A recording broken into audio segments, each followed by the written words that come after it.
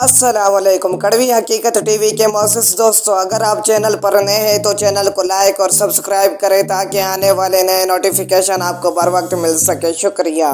कुएं के मेंढक उमराई अनवरी। एक मरतबा का जिक्र है कि बड़ी सख्त गर्मी पड़ी और बरसात का मौसम भी साफ निकल गया।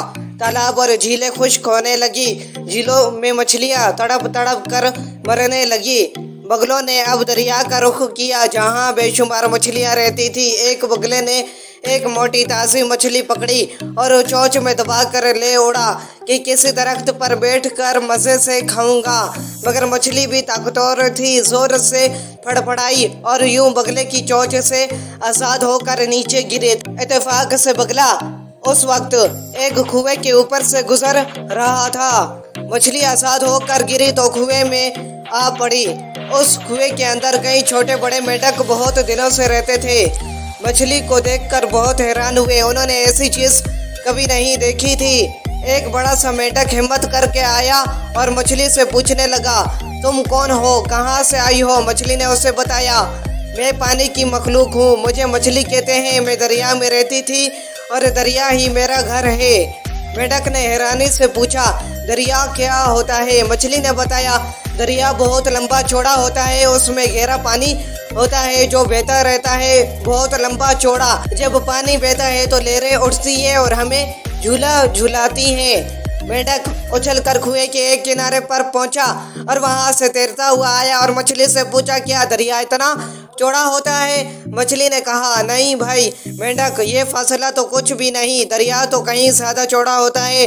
मेंढक फिर उछला और उछल कर कुएं के दूसरे किनारे पर गया।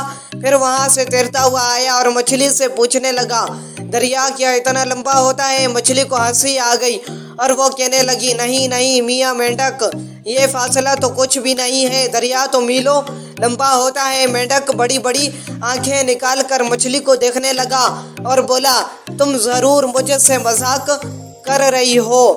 भला कोई दरिया हमारे कुएं से भी बड़ा हो सकता है? तुम या तो मेरा मजाक उड़ा रही हो या तुमने जरूर कोई ख्वाब देखा है। भला सोचने की बात है, कहाँ ये लंबा चौड़ा कुआं और कहाँ तुम्हारा दरिया? मछली बेचारी क्या जवाब देती खामोश हो गई और आहिस्ता से मेंढक से कहने लगी, भाई मेंढक, बात दरअसल ये है कि जब तक तुमने कुएं से निकल कर बाहर की दुनिया नहीं देखोगे तुम्हें किसी बात का यकीन नहीं आएगा।